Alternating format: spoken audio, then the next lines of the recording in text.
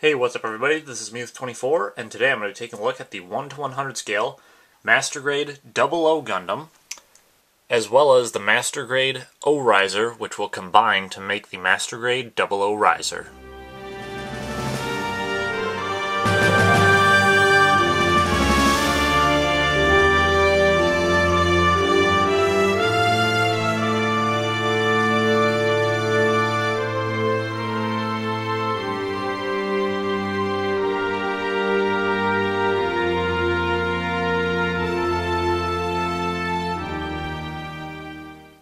So, as per tradition, here's the front of the box art. You got some really cool art there on the front with the 00 Riser blowing through some of the ALAWS stuff there.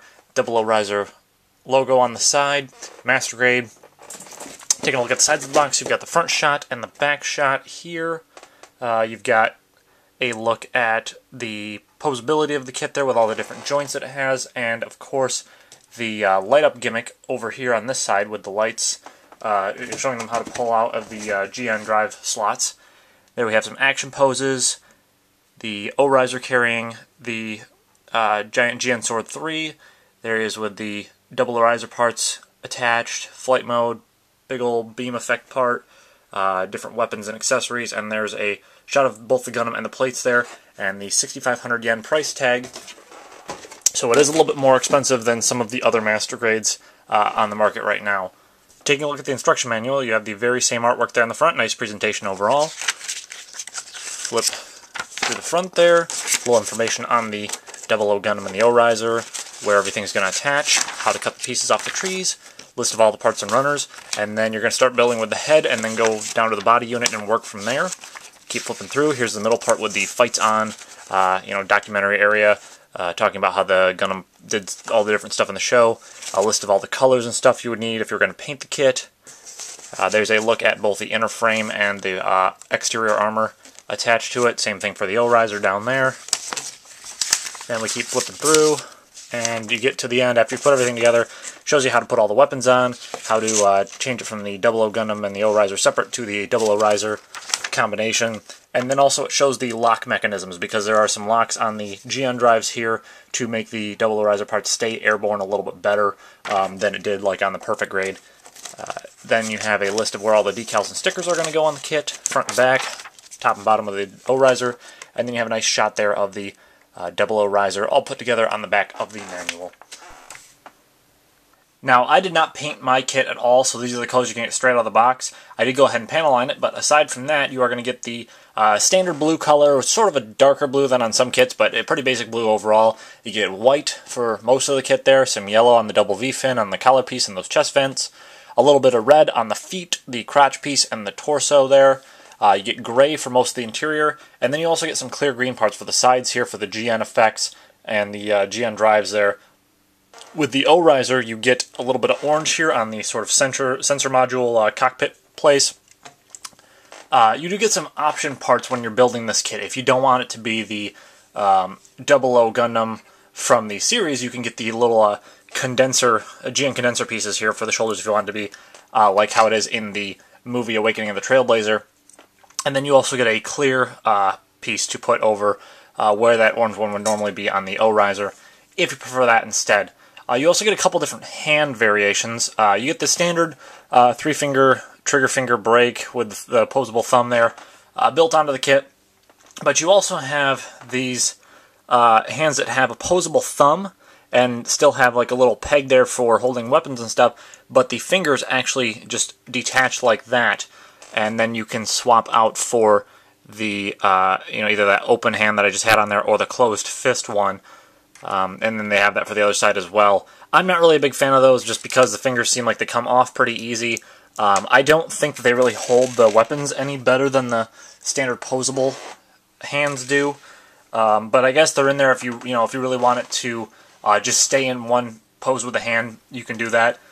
You also get 2 pilot figures included, one of Saji over here with his helmet to the side, and one of Setsuna in his sort of street clothes, which is kind of an interesting addition.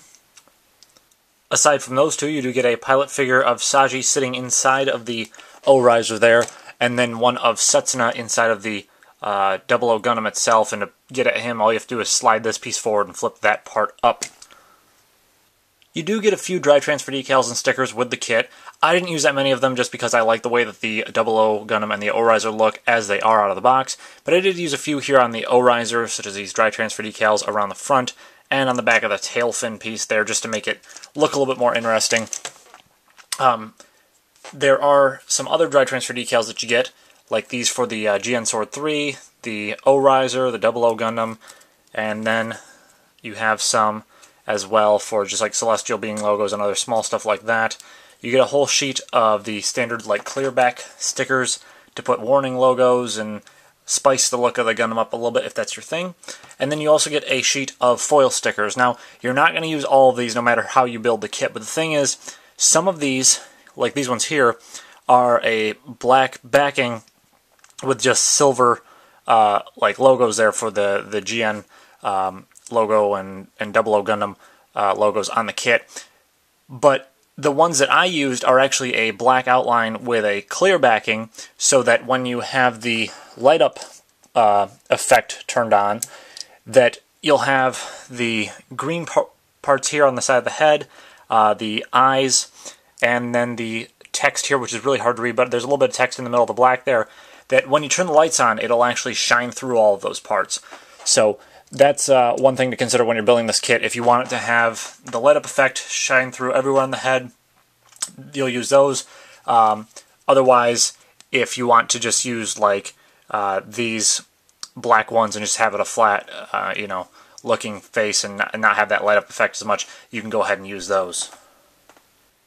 In terms of his height, the 00 Gundam is actually a little bit taller than average, and when you compare him to something like the original Gundam, the ARC 78, you can see that he is a bit taller than the old Granddaddy Gundam, and then when compared to something from the mid-90s like the God Gundam here, when they were kind of scaling down the size of the Gundams, you can tell he looks quite a bit taller there. You can also see a big difference in the design styles here, whereas the original Gundam was more, rectangular and box-shaped and cartoony looking, and the God Gundam over here was more stylized, very flashy, lots of color going on there. The 00 Gundam has, I think, enough color that it pops, but it's also sort of stylized just enough that it looks like it's, a little bit more realistic than the other two, but also looks nice and stylized in its own right. And even when you compare it to something like the Turn A Gundam here, obviously there's a big difference in their design styles as well, but you can see that the Turn A doesn't look that much taller than the 00 Gundam one compared to some of the other kits I've reviewed. He's definitely taller by quite a bit there, but it's not such a huge difference in their height there. Anyways, everybody, that pretty much wraps up part 1 of this review. I think I'm going to split this one into 3 parts, so be sure to check back for part 2 when I'll go over the weapons and accessories of this kit, and then part 3 where I'll put the 00 Gundam and the O-Riser together to make the 00 Riser. See you then, everybody.